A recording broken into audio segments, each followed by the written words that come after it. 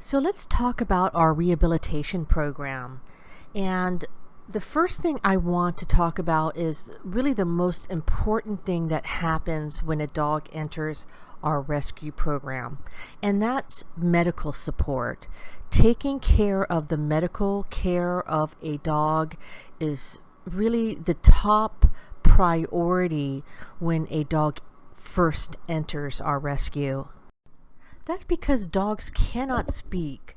So taking them to the vet immediately upon rescue will allow us to do tests, blood work, urinalysis, x-rays, check out their dental needs, to evaluate what condition the dog is in and to put a treatment plan into place.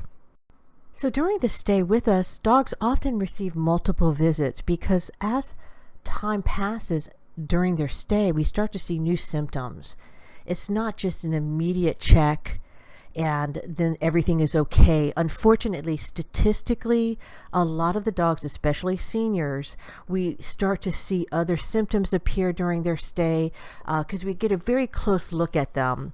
So I'm going to give an example of one of the dogs that came in recently named Jake. And when Jake came to us, he was immediately taken to the vet as normal, and he was given a blood test, a senior blood test, and he was given a urinalysis and all the testing that was necessary at that time, because he also had his eye was infected. So all of that was taken care of that first visit, and the blood results came back pretty normal, nothing out of of concern. But within the first week, the foster noticed that he was walking a little bit funny. He was hunching his back. And so out of concern, the following day, the foster brought him to our vet, and the vet noticed that he did have a little bit of a hunch in his back, and we thought maybe there was a spinal condition, some kind of arthritic condition, and she ran some x-rays. And with those x-rays, we found that he had his urethra completely blocked with stones, and they turned out after analysis to be calcium stones. So the very next day, he had emergency surgery, and he recuperated over the following weeks. And I'm happy to say he's doing so much better. His personality is coming out more. He's feeling better. So that's a perfect example of what happens during the stay with a rescue dog. You start seeing and watching them carefully and providing them with the medical care. We're able to really target their emotional, their overall well-being by providing that medical support immediately. So another thing that is examined at that medical appointment is a dog's dental needs. A majority of the cases we take in have to have a dental. And the reason why a dental is so important is because a dog can't tell us if they've got a toothache. And toothaches are very, very painful. And dogs experience the same kind of toothaches like humans. They have dental needs just like us. So I'd like everybody to walk over to your dog, open up that lip, and tell me if you see any brown staining on your dog's teeth. There's a good chance your dog needs a dental. Make sure to make an appointment, have your dog's teeth just checked out, start saving for that dental, because I cannot express how important a dental is to the overall well-being of your dog. Right along with the medical support is the nutritional support of our dogs. And really what that means is we provide a high quality nutrient dense diet. It may be something like a raw diet for specific needs, such as allergies, a dehydrated diet. A lot of the fosters home cook, and I particularly like to home cook as, let's say, a topper to whatever base formula I may be using. And the reason I do that is because I look at the overall wellness of the dog, and I want to make sure that every meal provided is super tasty and enriching to that dog's day. And that's why I particularly have that choice of feeding. But the nutrient density of the diet really helps with kind of remolding the dog into a better, healthier state by the time they're adopted. So the next thing on our pyramid is behavioral support. And behavioral support is really a big, long, involved, complex subject because every dog is different. And while we see a lot of similar behaviors of all of the dogs that come into our rescue, some of the behaviors are more serious than others. So rather than discussing any nuisance behaviors that come along with dogs that we rescue, I'm going to focus on more of the complex problems and use examples of dogs with a bite history or snapping behavior history. So when it comes to behavior, there's a lot of things that come along with that subject. And one of the things is liability concerns, safety concerns, and really, if a dog is coming in with snappy behavior, the primary reason we rehabilitate these dogs is really to keep the public safe, because it's not only the new adopter that we have to keep safe, it may be friends that are visiting this person. It may be the mailman. It may be the child that reaches over through the fence to pet this dog. All of that comes into play when we are evaluating and rehabilitating a dog during their stay with us. So the behavioral modification process of a dog that has a biting history is a little bit involved, and this video would be 2 hours long if I were to go into really details of a plan specific to a dog with that problem. And I think most of you would probably drop off after half an hour. So I'm just going to give a quick overview on how this program works and what the goal is.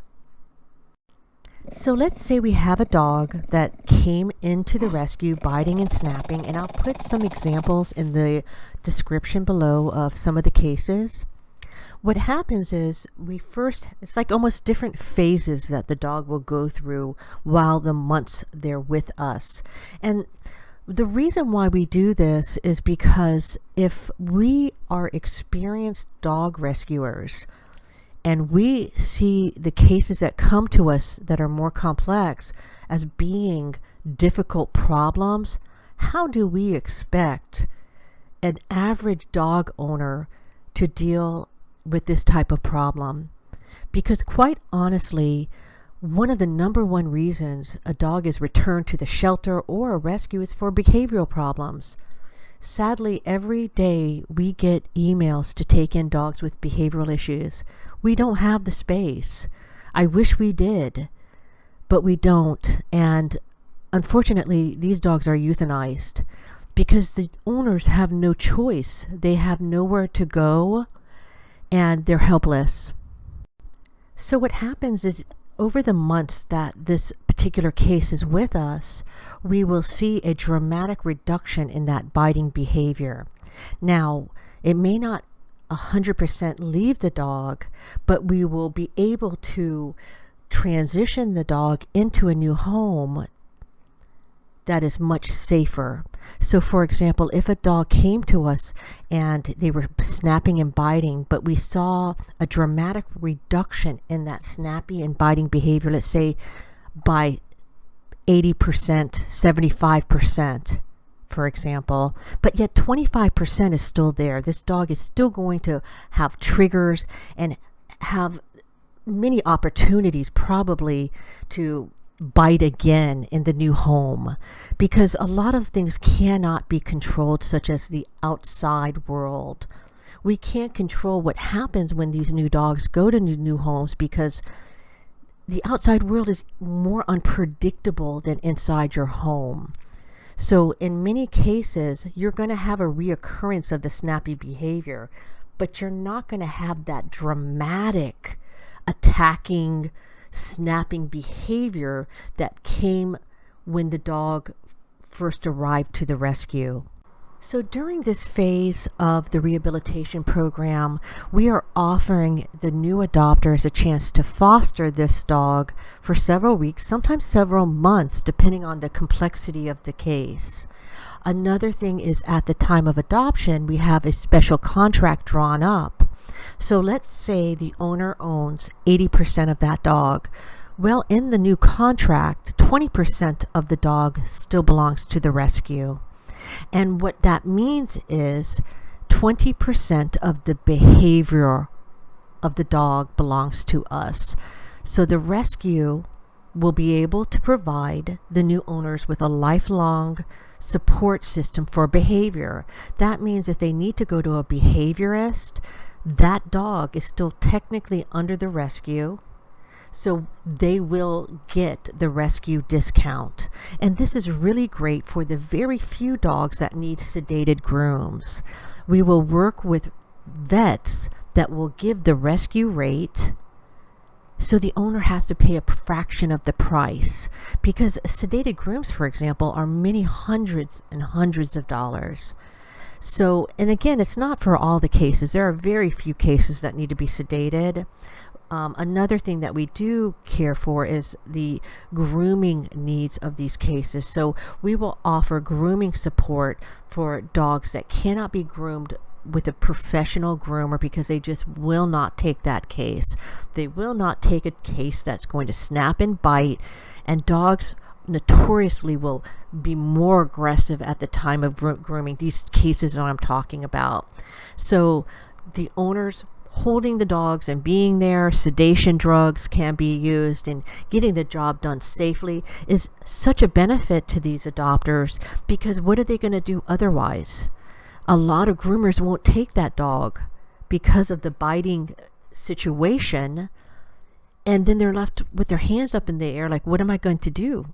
Well, we don't want any individual to be in that situation because we know how that feels. So providing support for that need is very important to us. So all of this is explained at the time of adoption. It's written in the contract. So the supportive care for the behavior of the dog is completely understood and cared for, so the owner's not put in a position of like, well, I don't know what to do in this situation. The dog is in a position, for example, of not being ever groomed, or not being able to be presented with behavioral needs because they can't afford it, because behavior does cost. So that's really the transitional point. I can tell you that putting all of these phases together really is a successful outcome for these dogs.